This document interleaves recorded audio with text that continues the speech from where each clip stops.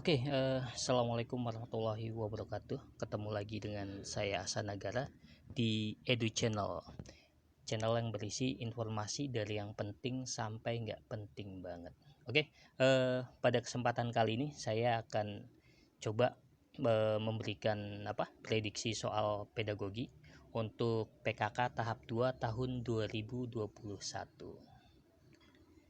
Ya, jadi ini nanti dibagi dalam 2 part ya. Ini part yang bagian yang pertamanya, episode yang pertamanya. Ya, nanti yang keduanya akan saya rilis 1 hari atau 2 hari setelah ini. Jadi untuk yang part pertama ini kita akan membahas masalah kerucut pengalaman Edgar Dale, terus teori belajar Gagne, diagram Maslow, teori belajar Thorndike, sama tujuan dari penilaian.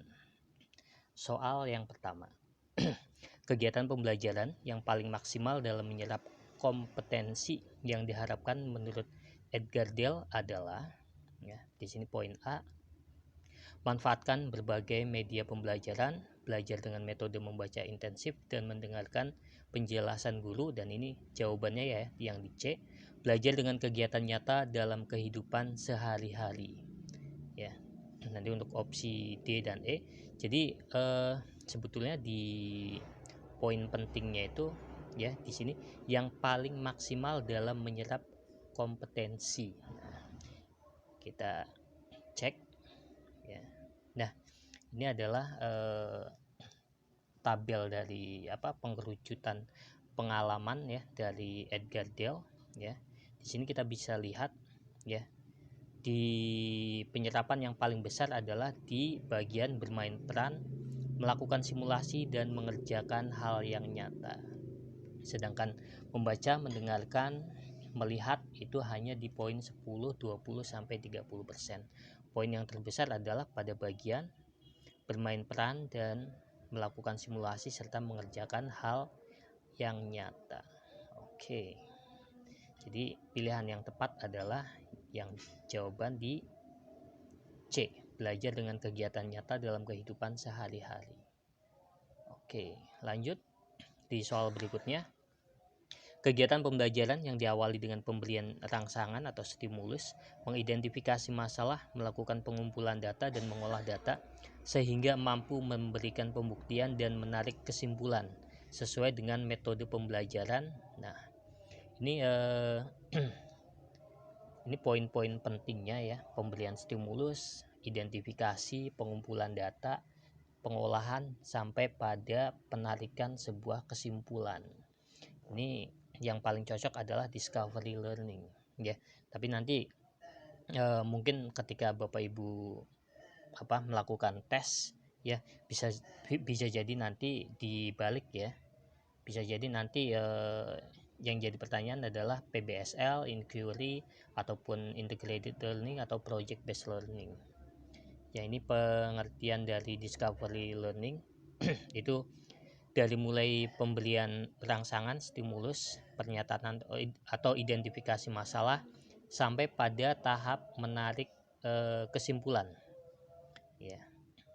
Nah, nanti Bapak Ibu guru ya atau Bapak Ibu yang ingin mengikuti P3K pelajari juga tentang problem based learning, inquiry learning, project based learning.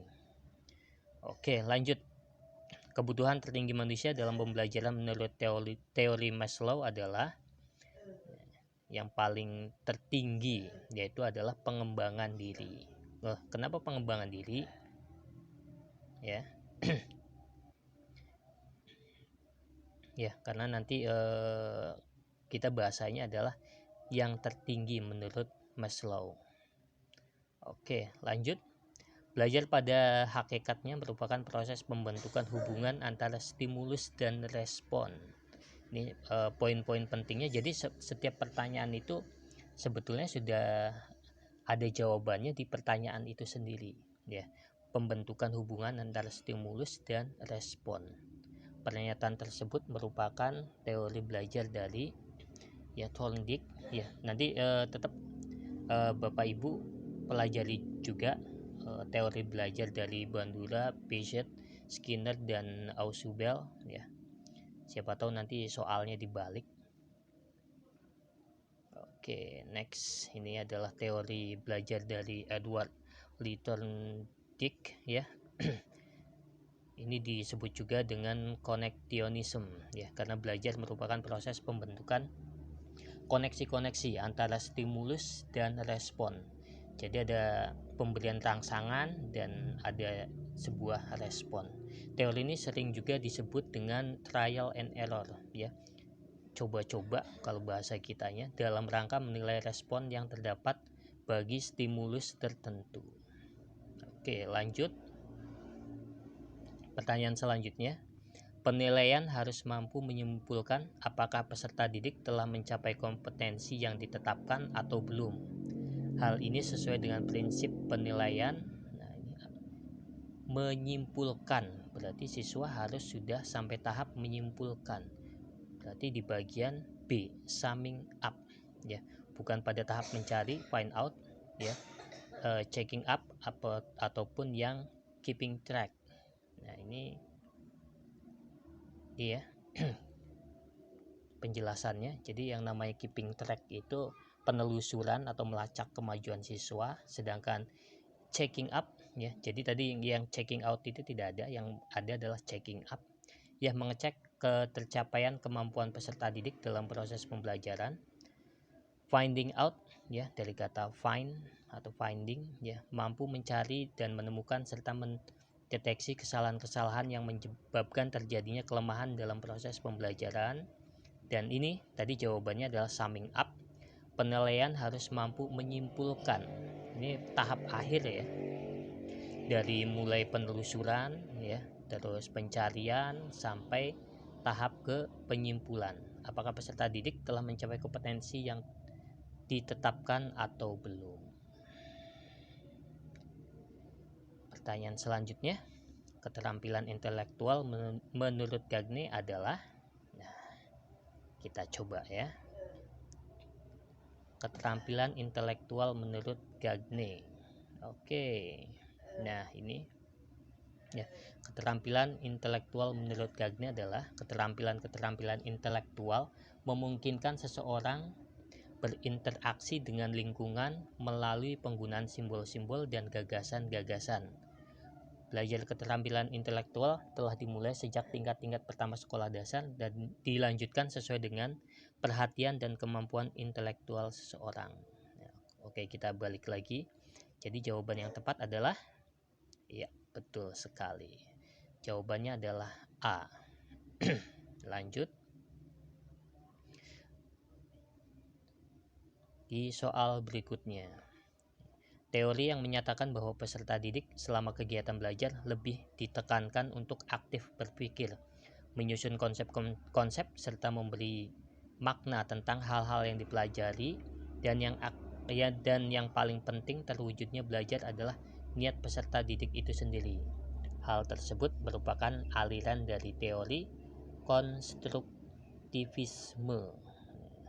Nah, nanti ini ada, kita juga harus mempelajari tentang behavioristik, humanistik, cybernetik, dan kognitif.